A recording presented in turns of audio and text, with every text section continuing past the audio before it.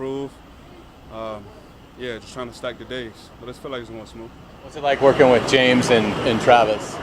It's good. Even though I'm a vet, I'm learning from those guys. We all bring something different to the table. So it's good, for a vet like me to, to learn something, pick up little things from those guys. But it's been good. We got a good group, though. How is it different for you being here now with Urban than a couple of years ago? It's way different. Now, what I mean by that is just the energy is different. The culture of the team is different. All the coaches, everything. Everything's different except for the building, but everything's just different about it. It feels good. You know what I'm saying? You've been in a number of camps. How does this one compare to those? This up there. Definitely top 2 in there. Every day is a grind. But I already expect that. I've been with Coach Meyer in college, so I expect the grind. How different is he approaching things from your perspective here versus in college? In college, he got a little more room, to get away with some things. It's kind of different in the NFL. So, but he's still learning the game too in the NFL. But it's nowhere near like college. College was another level. It was a lot more intense. With Coach Meyer. But he's still the same Coach Meyer, but just not as intense as college. So you've seen him sort of adapt how he's interacting with players and how he's handling practices and so forth. Yeah, how you handle practice, meetings. But he still got the same energy though. He's still Coach Meyer, but just the way he carries himself, more in a professional way, more in a pro level. Were you surprised about that? Because of what your experience with him back in college? No, I'm not surprised at all. It's just we had a different level of football. We had the highest level you can get. It can't. I don't think you can have the same approach as college. Like I said, you can get away with some things in college that you probably can't get away with in the NFL. So, no, I'm not surprised at all. How's the quarterback handling so far? 16. How's he handling what? Just the offense and everything, huddle and all that stuff. You've been around a bunch of Trevor's, getting better every day.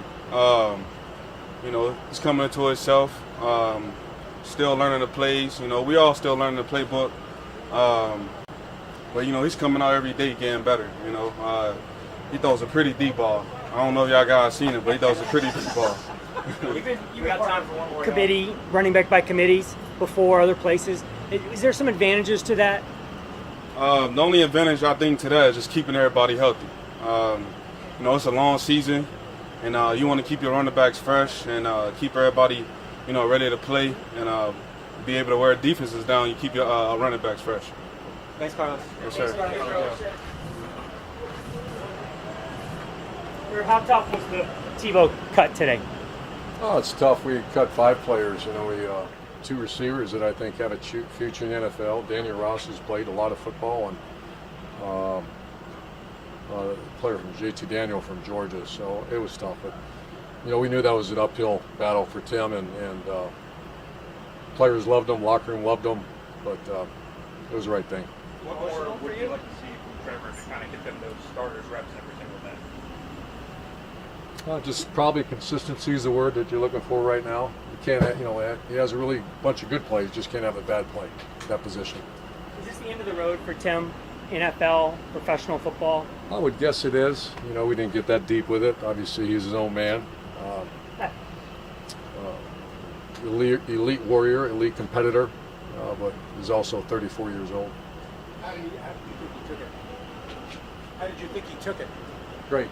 We talked last night and we talked again this morning, as I did with the other guys. What do you think was the most difficult that he had? Was it the route running or the pass? No, it's special teams. This whole roster management is really critical as we journey here into the next 2 weeks.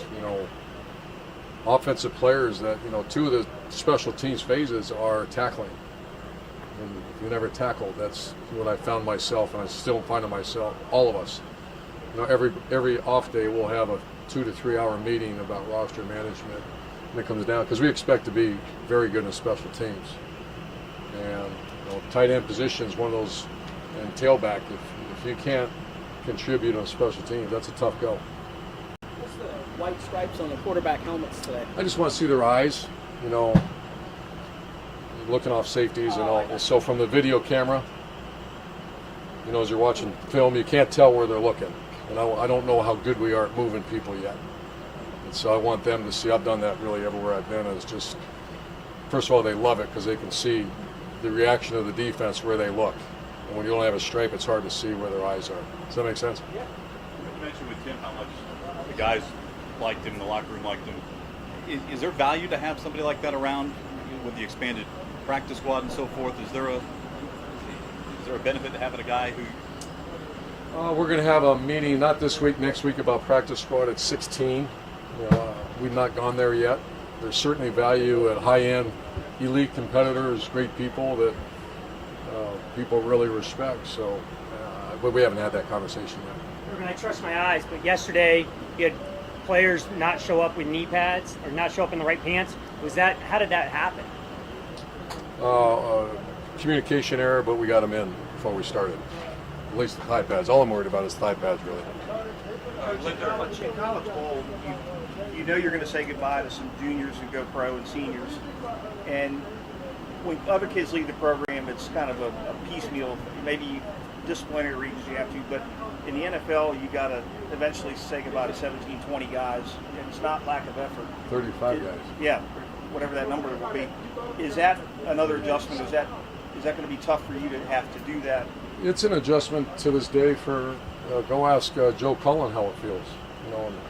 He's not a college coach. He's an NFL guy for a long. Go ask Bevel. Go ask Shotty. They're all, they're good people. And when guys are, if the guy doesn't go hard and he's self-inflicted, that doesn't bother you. It's the same in college. The guy does stupid things. You get out.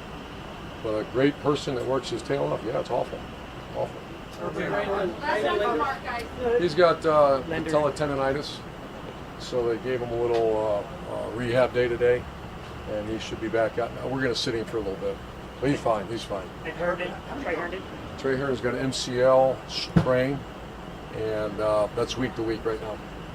Urban, how deep were your conversations with Bevel about offensive balance? This team was the worst imbalanced team in the NFL last year, and many years prior to even Marrone being here, way too heavily tilted toward the pass.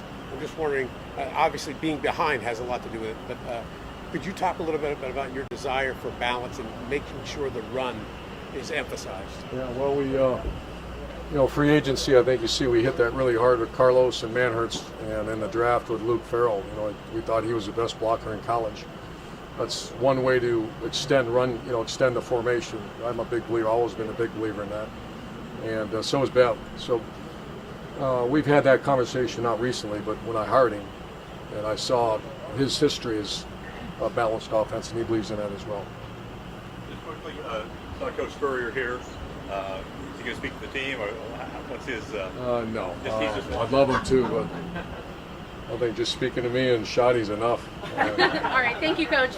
I love Spurrier, and he's going to come to a game as our guest, him and Jerry, and he's the best. Thanks, guys. Thanks, Coach.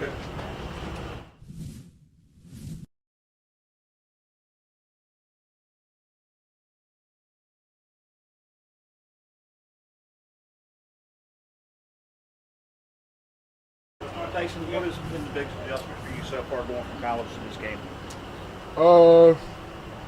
I would just say the time management. Learning to, no one's telling you what to do this time and this time. So, you have to be responsible and grow up and do things on your own and do things that you feel will help your body and help the team win games. And the touchdown the other night, when you went over that with your position coaches, what was the critique? What was the criticism that they discussed with you? Oh, yeah, when I look back, make sure I continue to lean, and if I look up, making sure I'm not creating my own separation, make sure I lean into the guy. So, at my position, things are like that going to happen, but, I want to make sure that it doesn't happen on a consistent basis. So, I went over film, did reps in practice this week, so getting better from that. What is it about guys making good catches on you in that corner of the end zone? What is it about guys making good catches over you in that corner of the end zone? Trey Grimes made a ridiculous one, right? Yeah, it's part of the game. You live and you learn, so, keep getting better each and every week. Taking it to the chin and then keep pushing and making sure I'm making plays as well.